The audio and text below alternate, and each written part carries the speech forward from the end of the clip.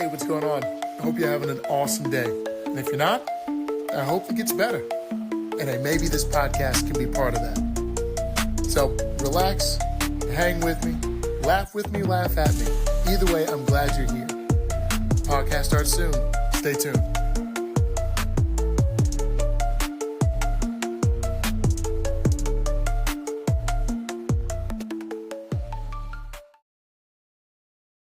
Hey, what's going on, guys?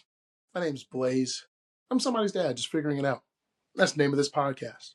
Listen, you've got a lot of things on your schedule, a whole bunch of things that you need to do that you probably should have got done earlier, some things you want to listen to, some things you want to watch, and yet you've taken some time with me? Hello, me? I appreciate it. Thank you very much. Because you only got 24 hours in a day and you're taking a few minutes to share with me. That does not go unnoticed. And I hope you understand I'm sincere in my appreciation. Now, let me get something straight right out the gate. Okay, here's the deal.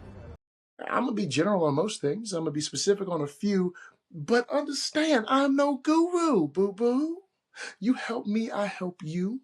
Then at the end of it all, if we're a little bit better versions of ourselves, which I believe we can be, I'll call that a W. I already feel like a winner. Y'all, let me tell you, I'm coaching little kids. That is wild to me. Now, it's not like I've never done anything in terms of coaching, hard air quotes. It's just been more of a situation where I happen to be doing something with my kid, and because we were having so much fun and we'd love to share the party, we would have other kids come through and join us, and then things would happen. Like, best example, my eldest son, Davin. Shout out to him. When he was really little, we would go to a park in Greensboro. It's downtown. I don't know if they call it Central Park, Center City Park. It's got a name. I don't know it. I just know we've been there. It's kind of a little green space or whatever. And we'd bring a soccer ball. And we'd just be kicking it back and forth, doing our thing. And other kids would come. And Davin learned very early. I do pat myself on the back for this, and I actually got to give credit to some other gentlemen who told me to help my child do this early. My son knew how to make a friend. And so he would be like, hey, my name is Davin. What's yours? That boy could make a friend like it was nothing. And he wasn't necessarily the kid to always go up to any random kid and make a friend, but he had no problem giving his name, sticking out a hand, and making a friend. And he would do that and bring them over to play soccer with us and give it 20 minutes. You got 10, 15 kids. And I'd either have a scrimmage going on where they were listening to me if I made the game pause or reset for a kick or something like that. Or I'd have them running drills. And they'd be excited about doing it. Don't ask me how it came so natural. It just organically happened. Which means my foray into coaching was absolutely nothing like that. Nope. Like, I'm coaching right now my daughter's team, which, shout out to God on this one. I thought I'd never be able to do because I didn't get to do it with my two oldest. And when their mom and I got divorced, I became a weekend dad. Not a situation or scenario I'd wish on anybody. And yet, it was what it was.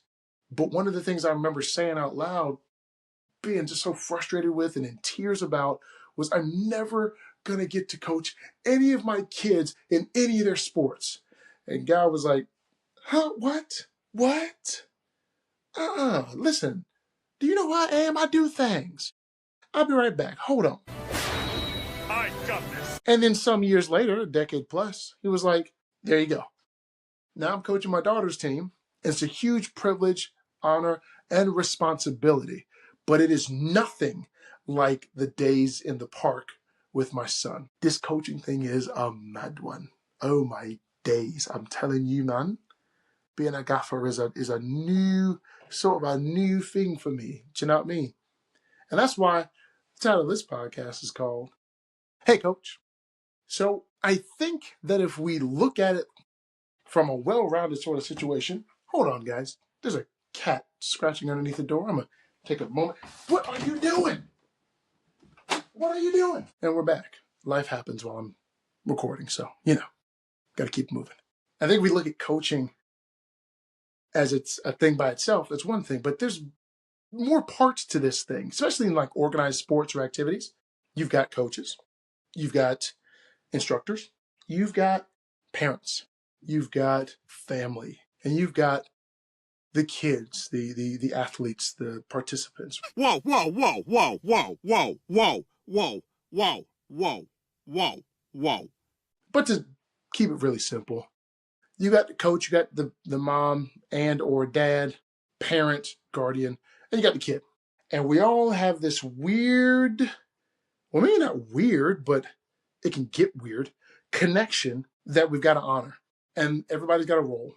And that role can change based on the need of that particular situation. But I mean, it's still a responsibility, right? Everybody's got their thing to do. And I'm telling you, again, I'm telling you like a friend, coaching, as awesome as it is, and as much as I now admire so many who just have coached throughout the years, you are shaping children's lives. I believe the children are our future. You have the life of somebody's baby in your hands, and you are influencing another generation of humans. And it is not to be taken lightly. But you got to have fun too. You know what I mean? Let's talk about the coach. I am listening. Here's what our responsibility is. And I don't know, maybe this applies to other things. You believe how you want to believe. Go ahead, receive it if it feels like you need to receive it. Hallelujah. Thank God. Your job is to put forth a game plan that helps those children, those athletes, those participants to, one, enjoy the time they're with you. Two, simplify complex concepts so that they can understand and execute. And three, build them up, encourage them, make sure that they're better when they leave you than when they came to you. And finally, make them a little bit better in terms of the skill set and the mindset within this particular activity or sport. So again, if you're a coach, you got to make sure they enjoy it. You got to make sure they can understand it. Simplify things that might be a little complex.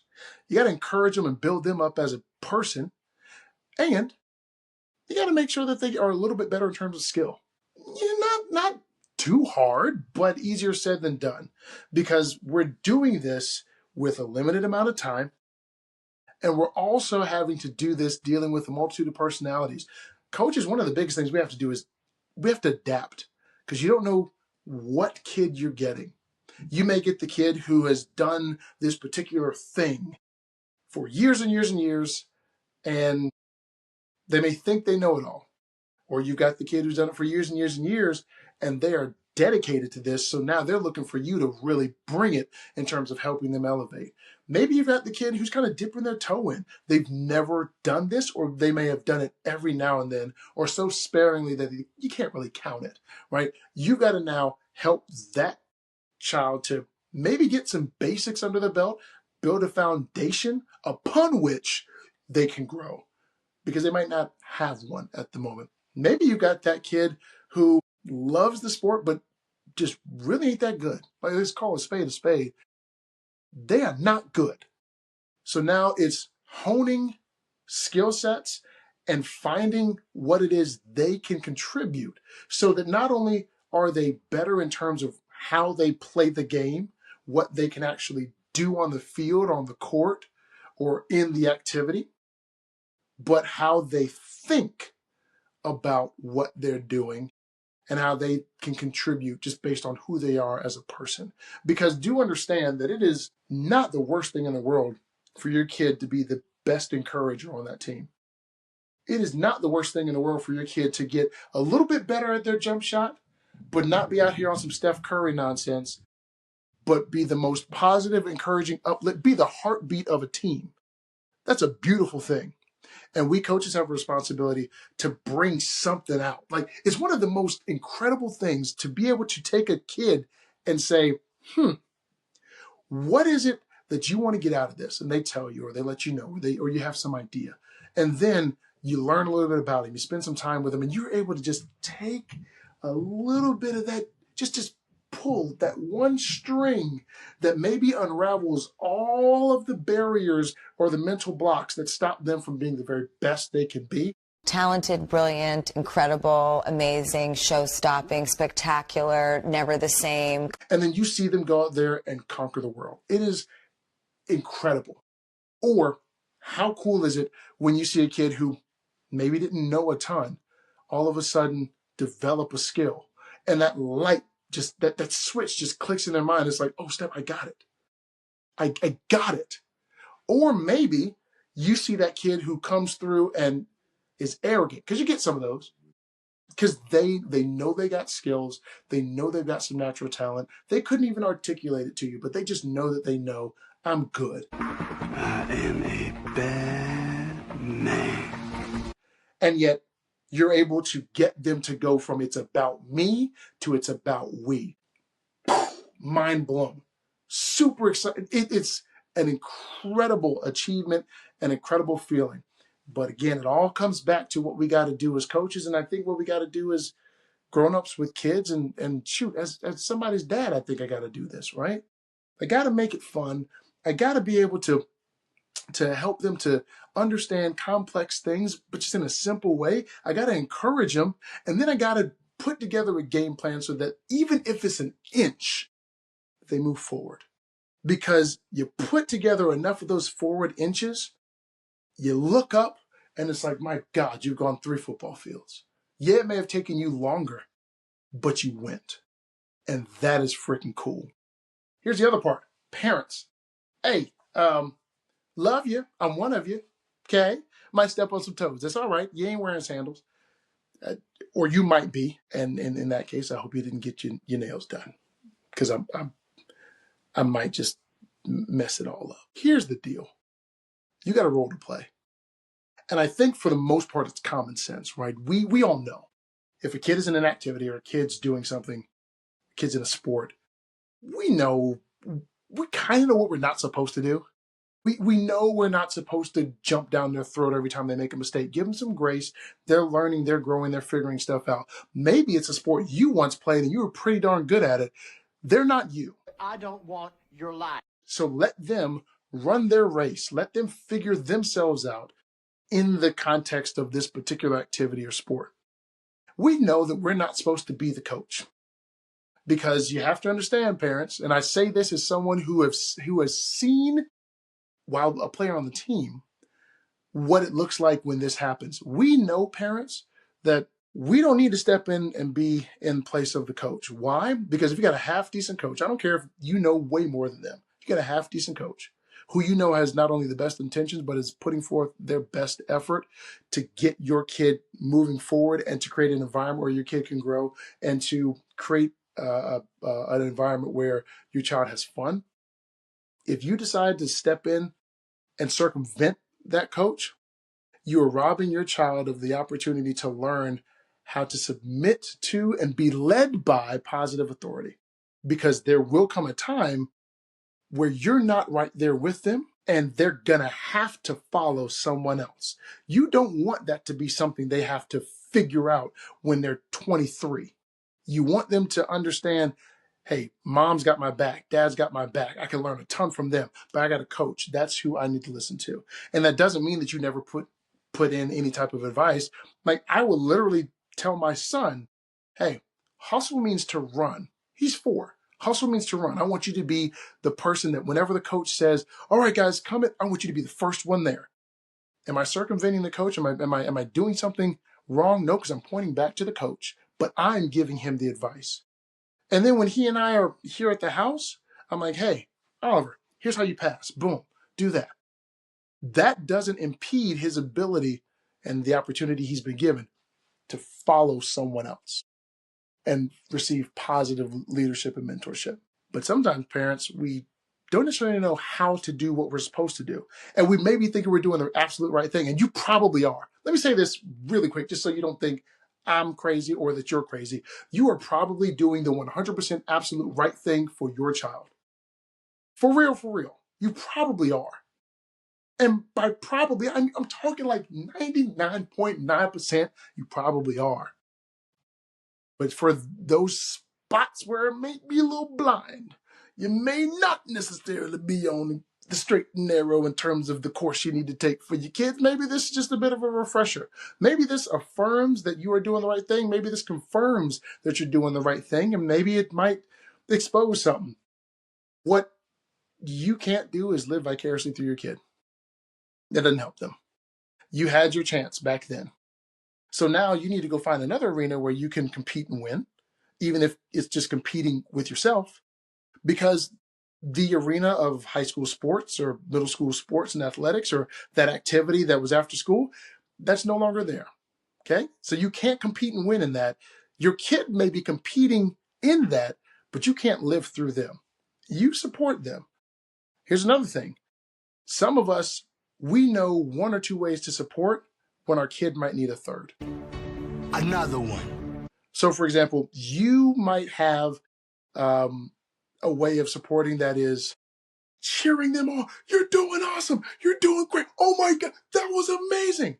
But they happen to be a perfectionist kid, so they don't hear not a goddamn word you saying. Do you understand the words that are coming out of my mouth? And if they do, they don't believe it because in their mind, I didn't do that thing the right way.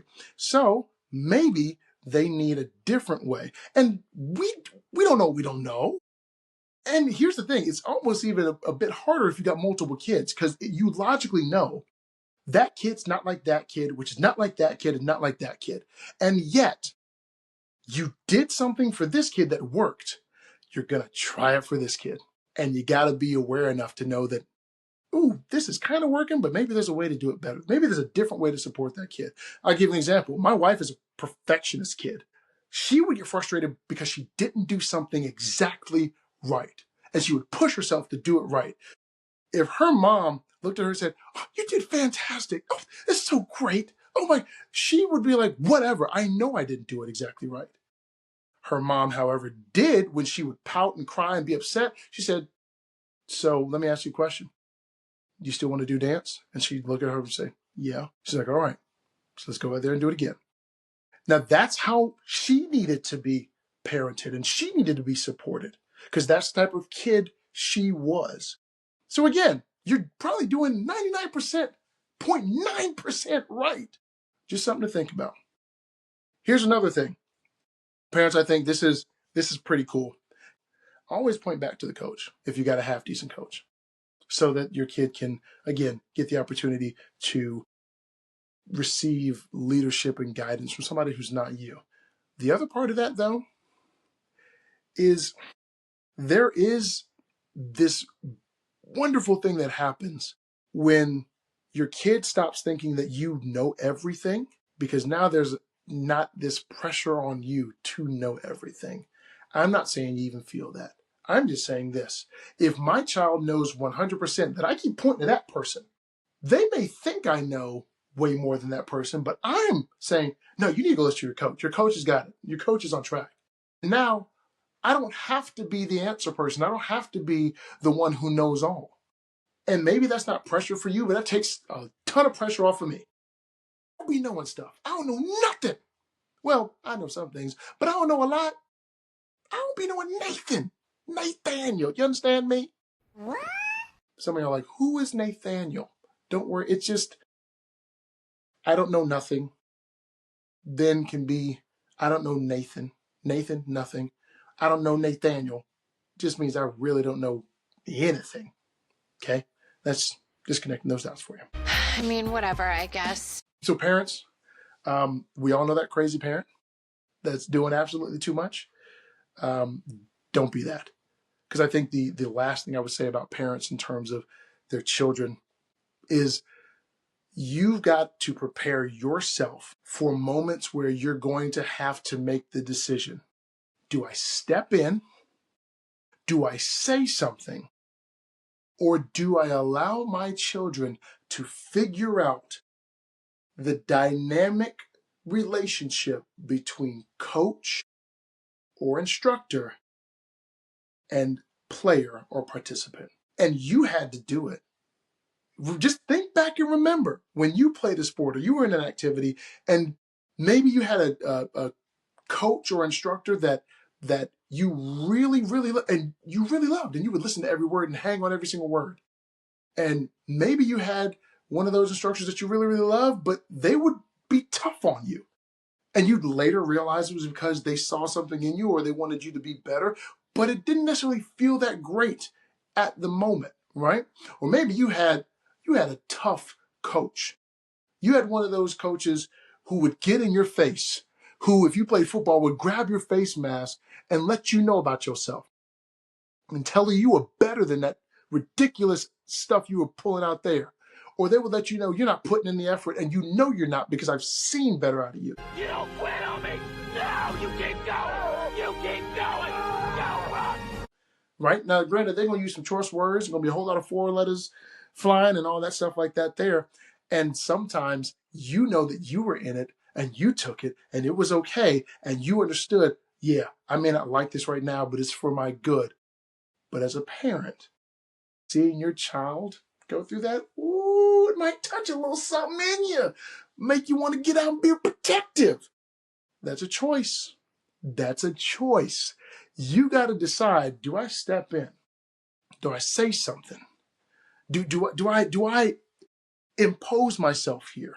Or is this a moment where, as uncomfortable as I am, I've got to let them sit in that uncomfortable moment and navigate that relationship? Because think about it. Some of y'all, the hardest coaches are now the coaches you think most fondly of. Could it be that maybe in those uncomfortable moments between a player and a coach, an instructor and a participant, and a student, could it be that those interactions are the makings of a relationship that your little one, or maybe your not so little one, is going to remember years and years and years down the road in a positive way? Just saying. And finally, the student, the participant, the athlete. The profile of them really hadn't changed, and I don't think it ever is.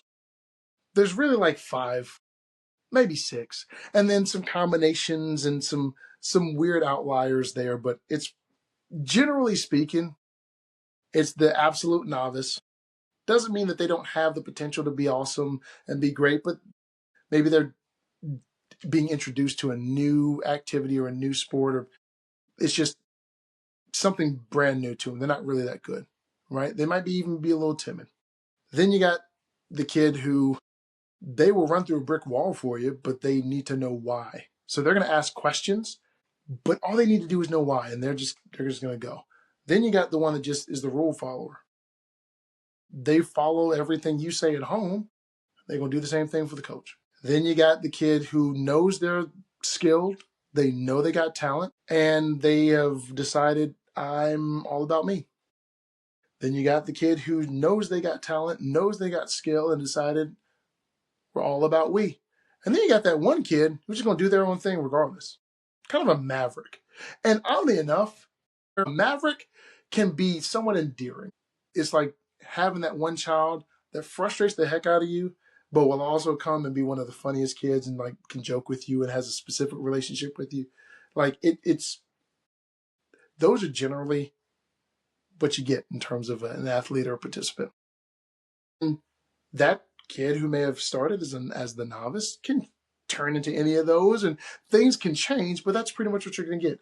I bet if you went back to the 1940s, you had those. In the 1960s, you had them, and in 30 years from now, you're going to have them. It's just what it is. But they're really the most important. They're the focus, right? We want these kids to become better. And as a coach, I'm looking at this group of 7 and 8-year-olds, and I see these different personalities, and I'm just thinking, oh my gosh, how am I going to make sure that I bring the best out of all of them? Can I bring the best out of all of them? And it's just a worry for coaches, right? Because you don't want them to walk away worse than when they got to you, right?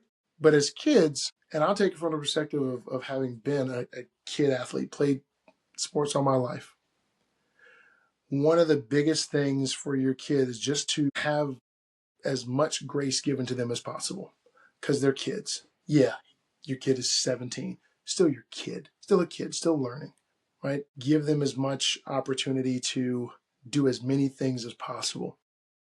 I look at it like this. This is just a personal opinion. You don't have to agree with this. This is just me, myself, and I.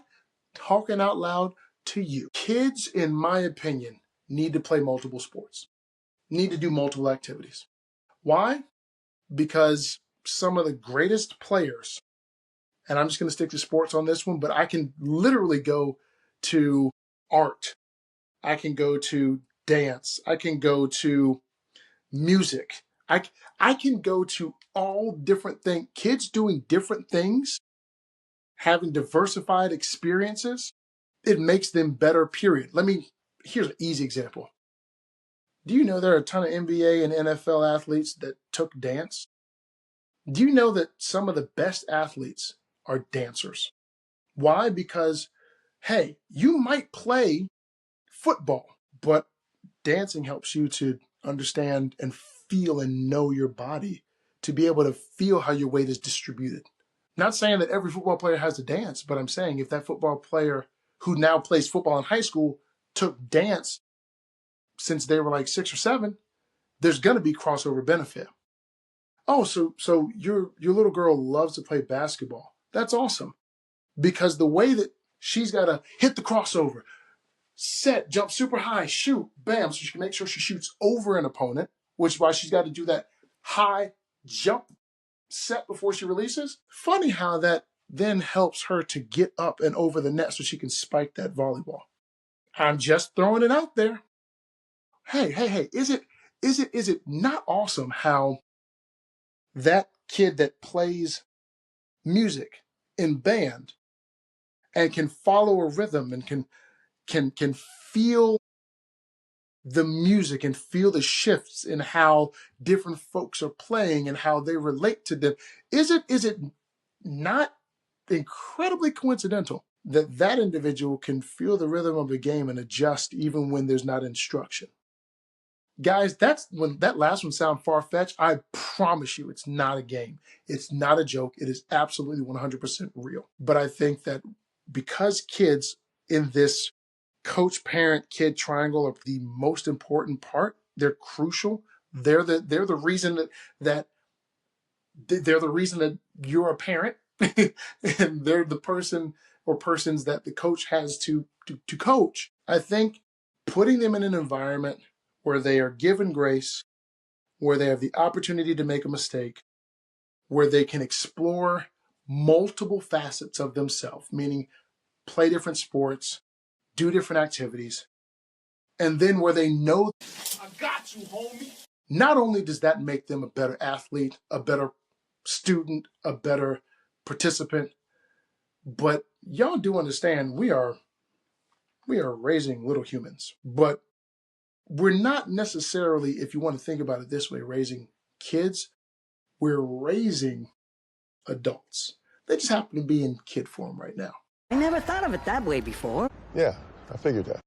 And what better foundation to have of being able to make mistakes and now knowing mistakes are part of growth. Being able to be in multiple things, knowing that I'm more than just one thing, and I've got all these skills because I'm discovering things about myself. Knowing I've got support, knowing that even when I'm by myself, I'm not alone. Whenever you need me, I'll be there. You can go out to the world and conquer anything, knowing that I've been in a position where I've been uncomfortable and I've had to figure it out. You can conquer anything. And I think at the end of the day, whether it's a coach or a parent, we just want to see those kids leave us and go out into the world and succeed. I got a college degree. Congratulations, son. Mama was so proud.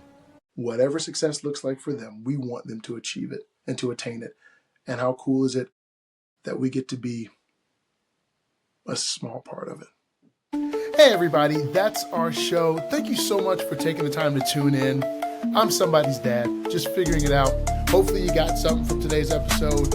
Like it, share, subscribe, get involved in the comments, tell a friend to tell a friend. And until next time, smile a little bit more. Take care of yourself, stay safe, and I will see you on the next episode.